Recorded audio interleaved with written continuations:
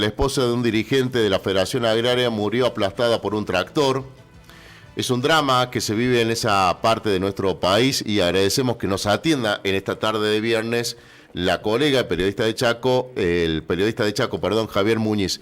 Javier, Eduardo Germán y Daniel Quintero te saludan. ¿Cómo te va? Buenas tardes. ¿Qué tal, Eduardo? Daniel, le va. Muy buenas tardes a ustedes. ¿Cómo están? Bien, bien. Javier, el día a esta hora ahí ¿está en Resistencia, amigo?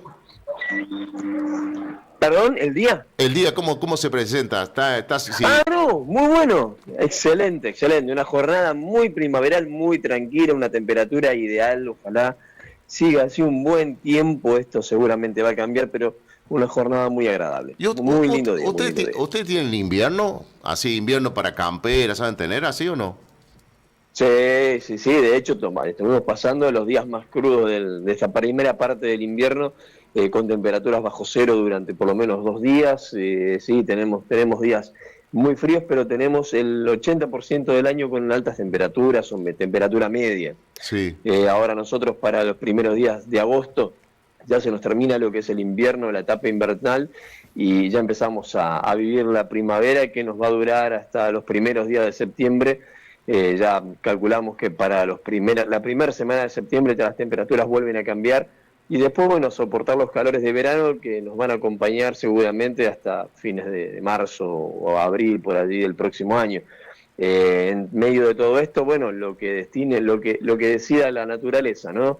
Habrá seguramente tormentas, habrá días de mucho calor, habrá que cuidar un poquito no solamente la salud, sino también lo relacionado con los costos y los valores. Acá nosotros somos gente que de repente tenemos aire acondicionado como una necesidad básica. Sí.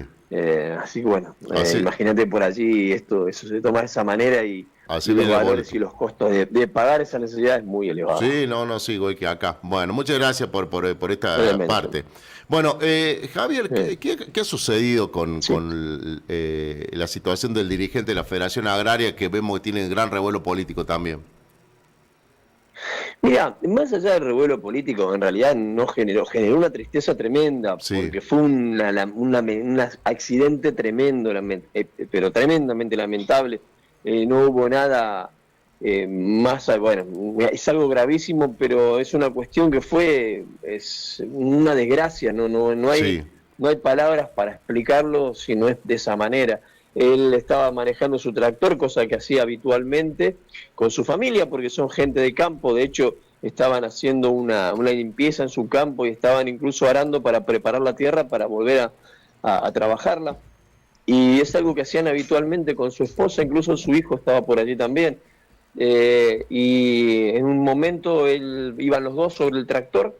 En algún momento él hace una maniobra, iban tomando mate, mirá, él hace una maniobra para poder esquivar un pequeño pozo que había por delante. Recordemos que un tractor no es lo mismo que si llegara a volcar por allí, que se cae alguien con la moto, esto es una bestia, y que se llega a volcar o generar algún problema es tremendo. Entonces intentó evitar ese pozo.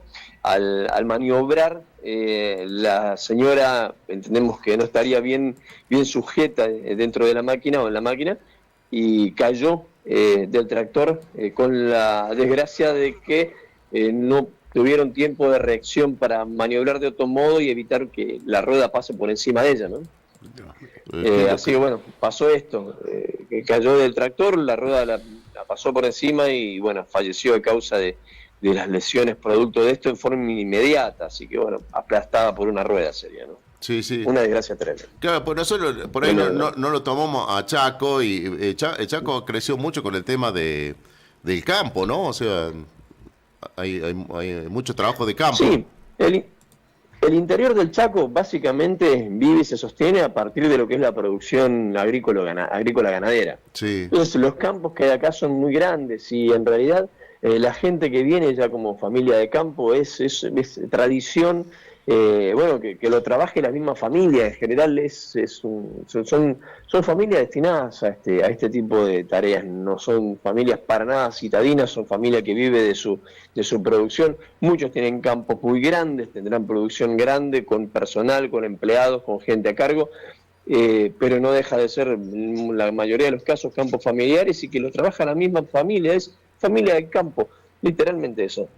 Y bueno, y en este caso estaban haciendo esto, estaban trabajando la tierra, estaban arando la tierra, preparando todo, y en esa maniobra lamentable, la mujer pierde el equilibrio sobre la máquina y cae bajo la rueda del tractor que conducía a su marido, que es este dirigente agrario, ¿no? De la Federación Agraria.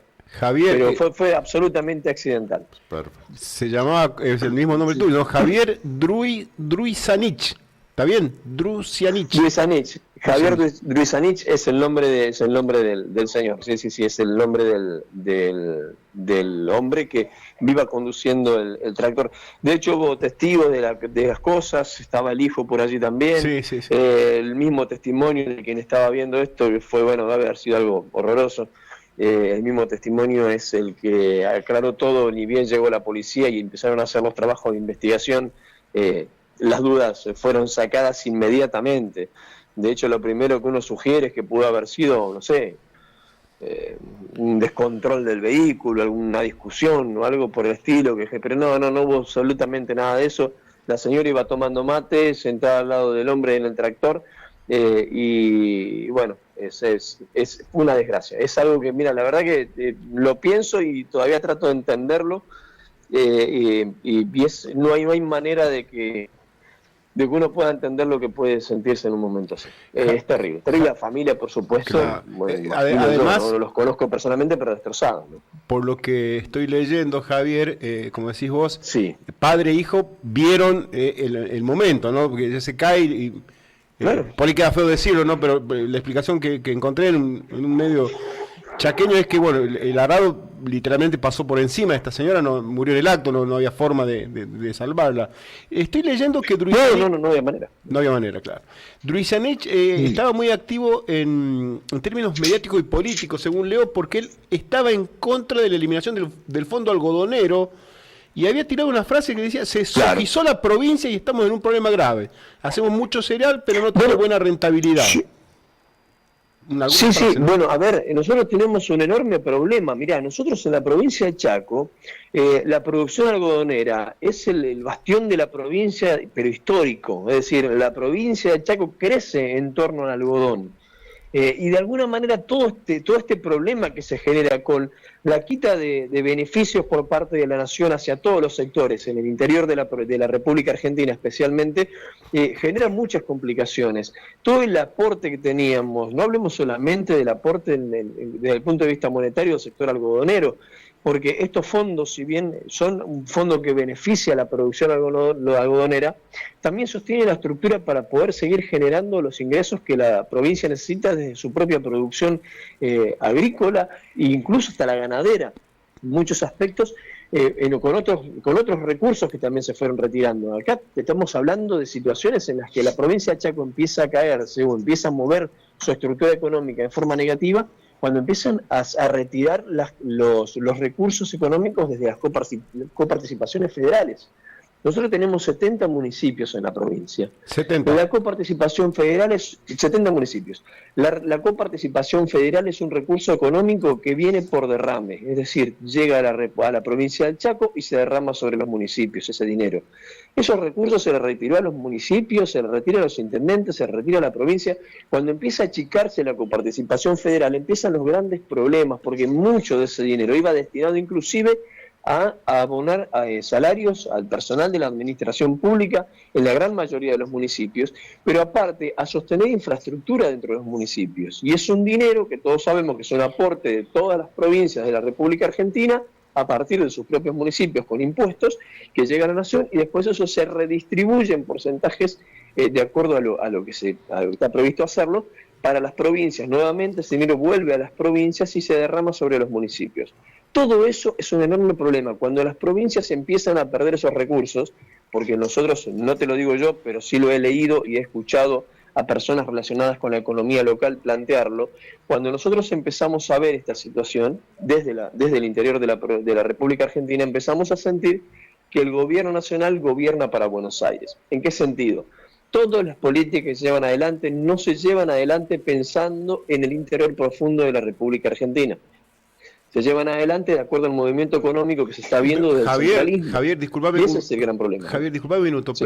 Yo escucho atentamente lo que estás diciendo de los problemas que tiene Chaco. Ahora, ¿Es Dero el gobernador del Chaco? ¿Estoy equivocado? Sí. ¿Es Dero? Es uno de los gobernadores más cercanos al presidente Javier Milei. ¿Cómo es que no consigue?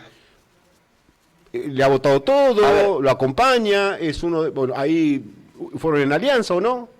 El acuerdo como otros tantos gobernadores de la República Argentina. Sí. Que de repente vos te vas ahora a lo que fue el tratamiento de las leyes en el Senado de la Nación y encontraste que el paquete de leyes que se aprobaron, levantaron la mano los senadores de casi toda la República Argentina, que dependen también de su relación que tienen con los gobernadores.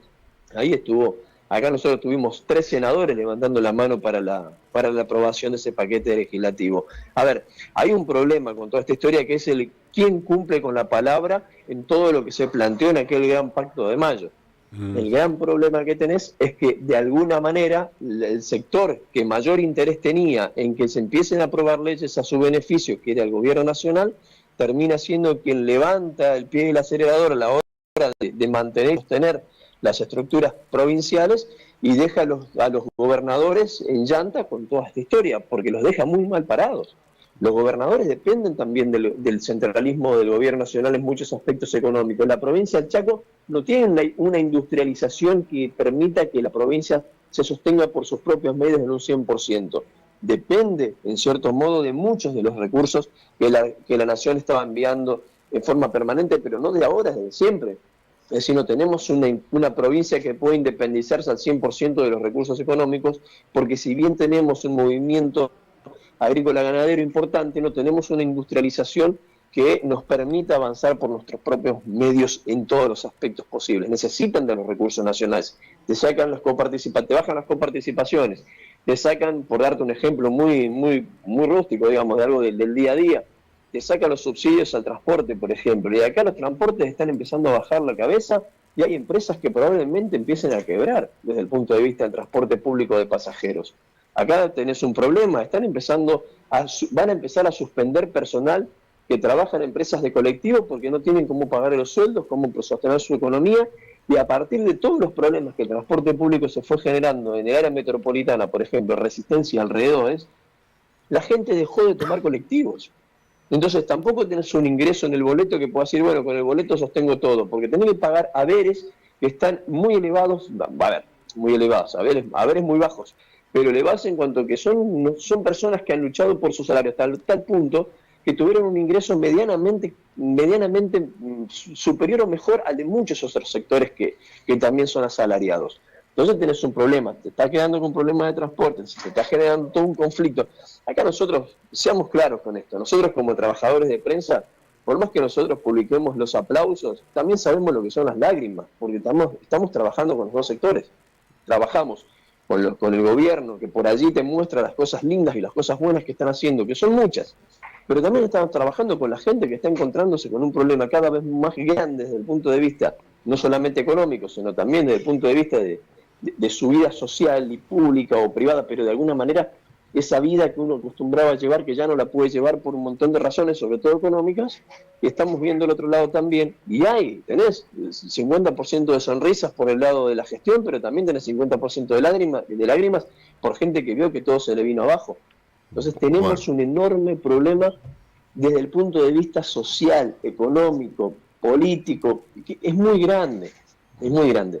Y el gobernador Leandro Sdero, a ver, no sé quién hace la medición porque a mí nunca me lo han preguntado, pero alguien hizo una medición y planteó que el gobernador Leandro Sdero está entre los 4 gobernadores más aceptados o mejor vistos en la República Argentina. No sé quién lo midió, no tengo idea, pero es lo que se está diciendo, que son los números que nosotros tenemos. Bueno. Pero en realidad el gobernador puede tener muy buena imagen, pero hay una realidad nacional que es que nosotros, desde el punto de vista de lo económico, de lo social, se han bajado muchísimo los recursos que tiene cualquier familia en la provincia del Chaco. Bueno. No está fácil, no está fácil. Bueno, Javier, muchísimas gracias por este servicio y que tenga un lindo fin de semana. Como siempre, muy gentil. Hasta luego. Bueno, un abrazo grande, que tengan una buena jornada y bueno, gracias por todo. Un abrazo a Urias y a toda la gente por aquí. Bueno, gracias. Javier Muñiz, periodista de Chaco, hablando de no tan solo este hecho sobre el accidente, sino el tema de la situación de que se vive fundamentalmente en Resistencia Chaco. En enero, ahora ya no tanto, pues ya no estoy viajando tanto. En enero siempre nosotros estábamos en Corrientes. Pues yo hacía el festival del chamamé y justo me tocaba para mi cumpleaños. Y estaba recordando que un cumpleaños de mi hijo lo hicimos en el shopping de Resistencia. Tiene un shopping Resistencia. Y ellos tienen la comunicación del puente. Y mirá lo que pasa en Chaco. Del lado de Corrientes tienen toda la costanera y todas las playas. Sí. Al frente, del otro lado del río, está Chaco. No tienen nada.